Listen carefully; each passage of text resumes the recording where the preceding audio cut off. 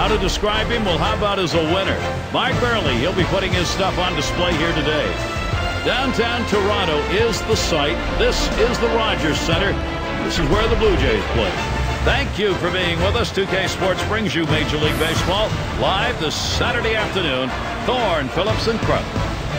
As he gets into this Baltimore lineup, Steve, strategy-wise? A good-looking lefty on the mound right here against a lineup that can put some runs up on the board. So pretty even matchup. So it's going to come down to which side executes better than the other. Oftentimes we say good pitching can beat good hitting. Here's the lineup for the Orioles. Now, John, anyone in particular we should keep an eye on?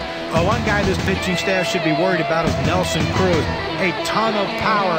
Talk to managers around the game. They said if someone's going to hit the record farthest ball ever hit in a Major League game, Nelson Cruz is going to be that guy. He has unlimited power potential, and it should be feared at the plate. And here's Nick Markakis leading it off.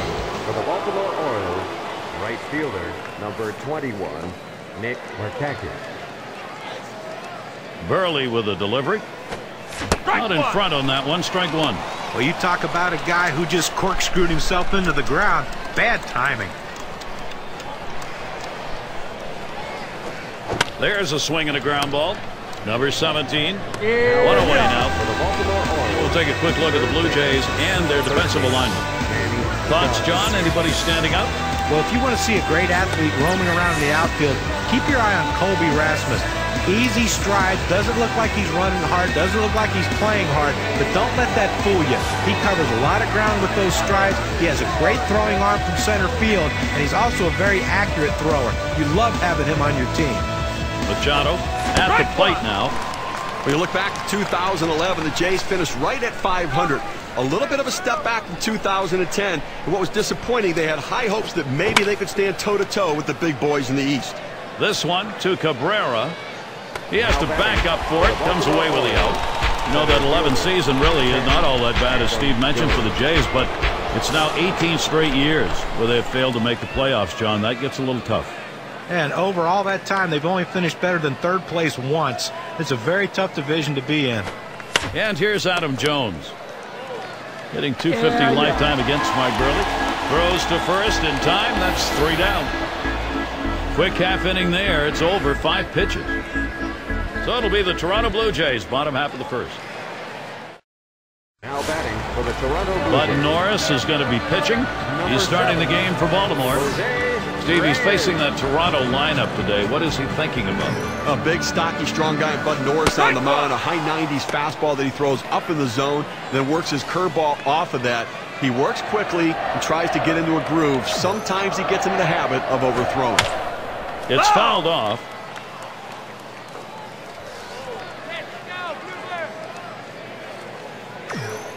Here's the delivery. And that is going to be one away and a called third strike sinker. Left fielder. When you're getting guys out with 3 pitches, you know you're dominating. That's a time when you know you are definitely in the zone, and he was on that at bat. We'll take a moment to look at the Blue Jays lineup. Any of these bats stand out, John? Well, he's still a work in progress, but Colby Rasmus has shown in flashes that he can be a dominant player in the game. Consistency's been the struggle for him, and consistent playing time's been the struggle. Hopefully he gets a chance to be an everyday guy, and we can see what potential he has.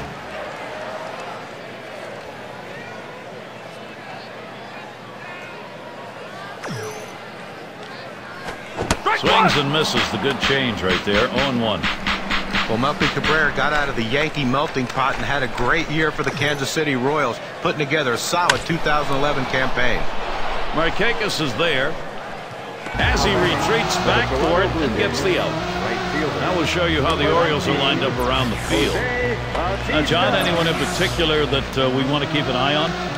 Well, a big part of playing the outfield is you better be fearless when it comes to running into the wall, because you're going to help your team immensely, and it's going to give great confidence to your pitcher. Nick Markakis is a guy who is fearless of running into a wall. He moves to his left as well as he moves to his right. He goes back on balls as good as anybody. And when you have no fear in the outfield, you are going to be a great player.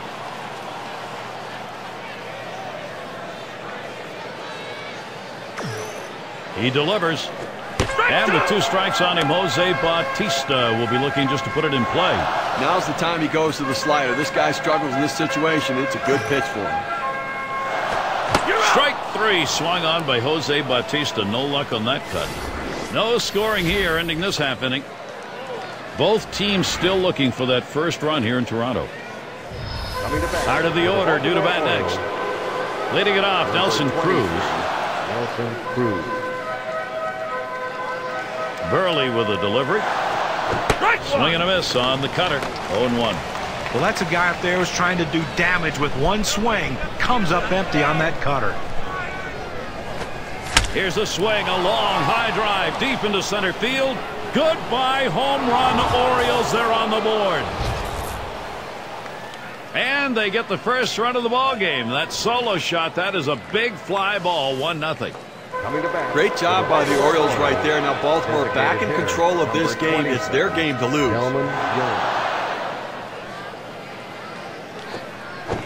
Young makes contact, fouled off.